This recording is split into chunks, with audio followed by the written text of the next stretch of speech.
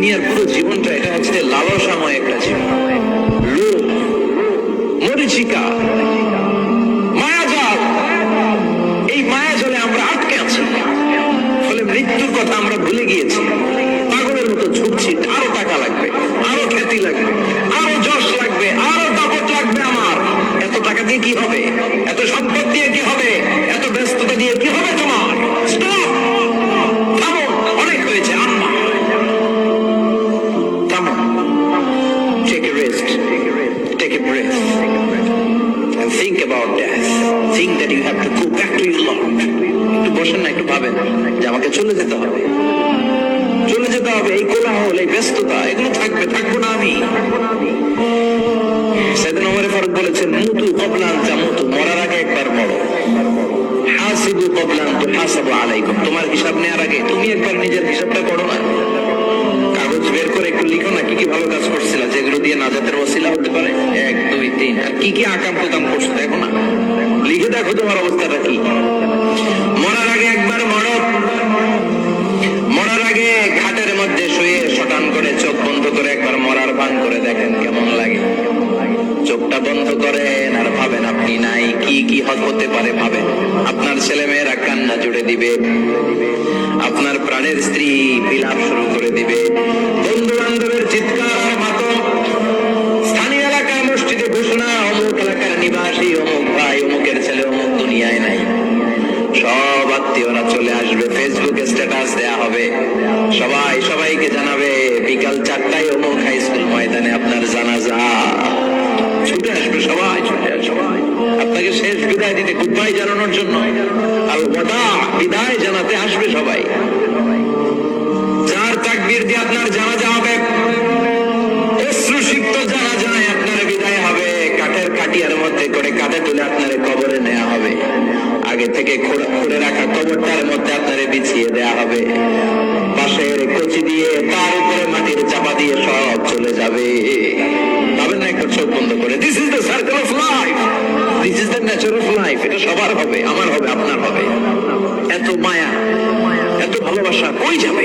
কেউ থাকবে না, সবাই আপনার অন্ধকার কবরে রেখে দিয়ে চলে আসবে। উপরে বাঁশের কঞ্চি, তার উপরে মাটির চাপা, অন্ধকার আর অন্ধকার। এই অন্ধকার যেন শেষ হতে চায় না, শুধুই অন্ধকার, ঠিক কিনা? এই জন্য আমাদের চলে যেতে হবে। দাদা গেল, চাচা গেল, মামা গেল, আমাদেরকেও যেতে হবে, জোরে কোন ঠিক কিনা? একদিন মাটির ভেতরে হবে ঘরে মন আমার, কেন বন্ধ দালান ঘর, প্রাণ পাখি উড়ে যাবে পিঞ্জর ছেড়ে।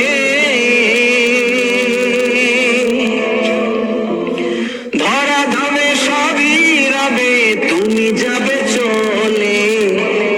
বন্ধু বান্ধব যত, মাতা পিতা দ্বারা সুত, সবই হবে তোমার পরে। মন আমার কেন বন্ধ দালান ঘর, একদিন মাটির ভেতরে হবে ঘরে মন আমার, কেন বন্ধ দালান ঘর, ঠিক কিনা? সব করে থাকবে, চলে যেতে হবে আমাদেরকে।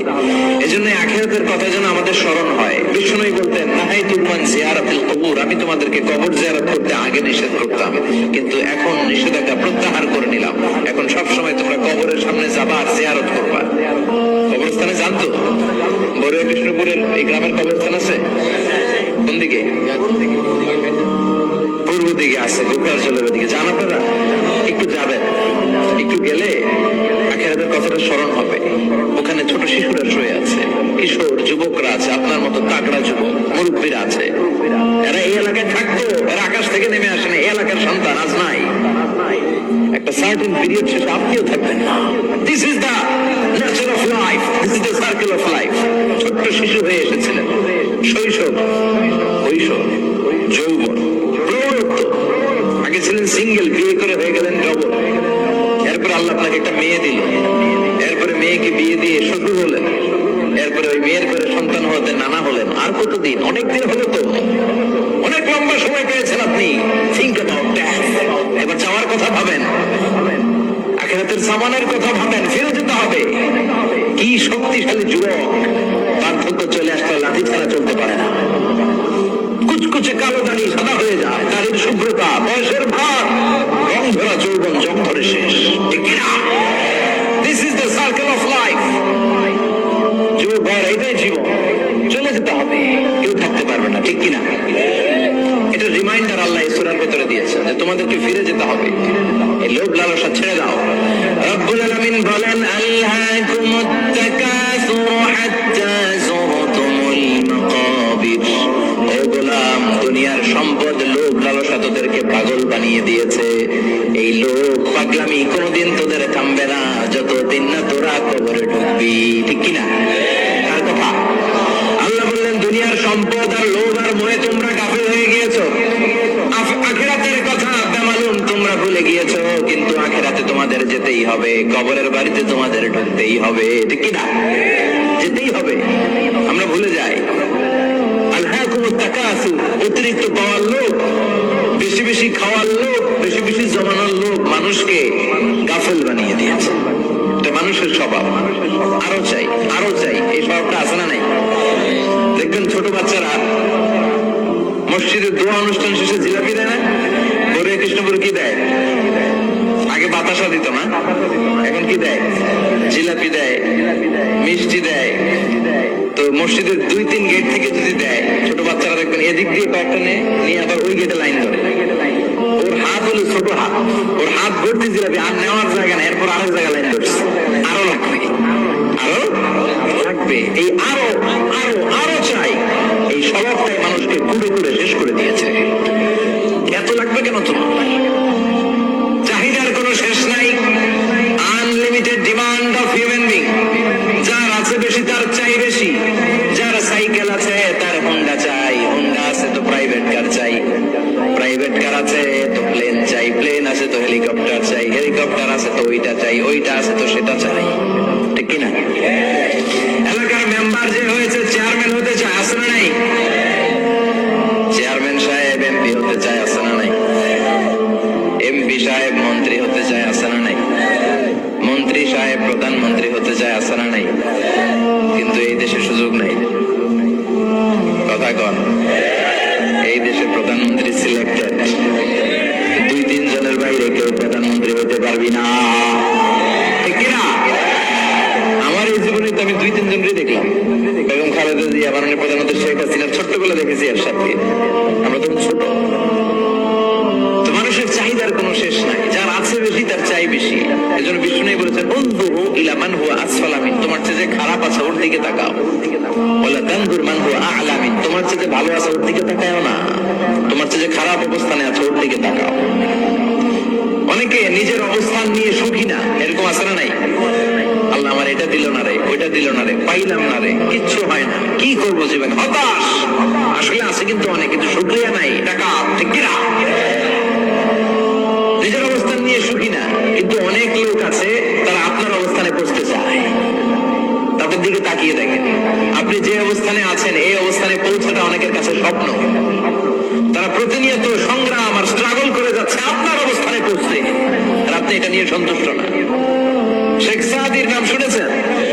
বালাগাল উলা কাশাফাত দুজা, এই কবিতাটা রচয়িতা, ইরানের বিখ্যাত এক কবি। উনি একবার আর্থিক সমস্যার মধ্যে দিয়ে সময় কাটাচ্ছেন, টাকা নাই, পয়সা নাই, পায়ে দেওয়ার মতো জুতা নাই। উনি খুব দুঃখ পেলেন, হায় রে, আমি ইরানের এত বড় কবি, আমার পায়ে দেওয়ার মতো জুতা নাই। দুঃখ ভরা মন নিয়ে রাস্তায় হাঁটতে বেরোলেন। হাঁটতে হাঁটতে হঠাৎ দেখলেন একটা লোক শুয়ে শুয়ে কাঁদছে, ওই লোকটার 2টা পাই নাই, পাই নাই। উনি সিজদায় পড়ে গেলেন, আল্লাহর কাছে ক্ষমা চাইলেন, আল্লাহ অনেক দিয়েছো, শুকর আলহামদুলিল্লাহ। এজন্য যেই পরিস্থিতিতেই থাকি না কেন আমরা কি করবো? জোরে বলেন, কি করবো? এজন্য কানাআতু মিনাল ইসলাম, অল্পে তুষ্ট থাকার নাম হলো ইসলাম। সম্পদ লাগবে কিন্তু সম্পদের পাহাড় লাগবে না, ঠিক না? অল্প খান, অল্প পড়েন, অল্প জমান, অল্পের ভেতরে বরকত ঢুকাইয়া দিছে কে? দেখবেন যাদের সম্পদ অল্প তারা সুখী বেশি। জরিপে এটা দেখা গিয়েছে, অনেক সার্ভেতে এটা এসেছে, যারা সম্পদশালী এরা দুঃখী বেশি, এদের দুঃখ বেশি, টেনশন বেশি। খুব স্বাভাবিক, টাকা যার বেশি রোগ তার বেশি, টাকা যার বেশি টেনশন তার বেশি, টাকা যার বেশি ঘরে শান্তি তার কম, আছে না নাই? অশান্তি, ছেলে কথা শোনে না, ছেলে টানে গাঞ্জা, মেয়ে করে পরকিয়া, আছে না নাই? স্ত্রী কথা শোনে না, ভালোবাসা নাই, ঘরটা জাহান্নামের টুকরা, রোগ বালাই, এক একটা হসপিটাল বিল পরিশোধ করতে মাসে 5 লাখ 10 লাখ, আছে না নাই? কিছু খেতে পারে না, ডাক্তার একেবারে ডায়েট মেনু বেঁধে দিয়েছে, ডায়েট, ভেরি ডায়েট মেনু, এটা এটা এটা এটা কিছুই খাবেন না, শুধু গরু খাবেন না, খাসি খাবেন না, চিংড়ি খাবেন না, খালি ঘাস খাবেন, ইচ্ছে মতো ঘাস খাবেন, মানে ঘাস জাতীয় যত আইটেম আছে সব খাবেন, শাক খাবেন, সবজি খাবেন, সালাদ খাবেন, গরু, চিংড়ি, মুরগি, গোশত, ইলিশ কিছু খেতে পারে না। তাহলে রোগ বেশি, খাওয়ার মজা নাই, ঘরে সাংসারিক শান্তি নাই, খালি বেড়াম আর বেড়াম, ঠিক কিনা? কিন্তু সম্পদের পাহাড় করেছে। আর অল্প যারা খায়, অল্প পড়ে, রিক্সাওয়ালা, কুলিওয়ালা, অল্প বেতনের চাকরি, কিন্তু হক হালালি মেনে চলে, দেখেন শান্তি আছে অনেক। হ্যাঁ, বাসা ভাড়া দেয়, ফ্যামিলি চালায়, বাচ্চাদের স্কুল বিল, এরপরও মাস শেষে 1-2 হাজার টাকা হাতে থেকে যায়, আরো প্রতি মাসে 10 কোটি টাকা ইনকাম, তারপরও ব্যাংকের ঋণ আছে না নাই? সুদ কারে বলে? কিভাবে আপনি সুদকে ডিফাইন করবেন? সুদ তো টাকায় কিনা যায় না। শান্তি টাকা দিয়ে হয় না, শান্তি দেওয়ার মালিককে। শান্তি আছে অল্পকে শুকর করার মধ্যে, শান্তি আছে আলহামদুলিল্লাহর মধ্যে, চিল্লায় বলেন ঠিক কিনা? এই জন্য অল্প খাবো, অল্প পড়বো, অল্প জামাবো, অল্পের ভেতরে বরকত দিয়েছে কে? দেখেন ধনী ভাইরা খেতে পারে না, কিন্তু রিক্সাওয়ালার কি সমস্যা হয়? রিক্সাওয়ালারা সব খেতে পারে, কুলিওয়ালা, দিন মজুর, এরা একেবারে স্লিম, সুঠাম দেহি, মেদহীন পেট, পেটে কোনো মেদ নাই, ভুড়ি নাই, আর কোটিপতিদের মেদ আছে না নাই? এত বড় বড় পেট, ঠিক কিনা? আমাদেরও পেট আছে, তবে হালাল পেট, এটা হারাম টাকা দিয়ে এই পুরি বানাই নাই আমরা, ছেলেটা বলেন ঠিক কিনা? রিক্সাওয়ালা, কুলিওয়ালা নিজেও নামাজ পড়ে, বউ নামাজ পড়ে, বাচ্চাটাও নামাজ পড়ে, রিক্সা চালায় আর জিকির করে লা ইলাহা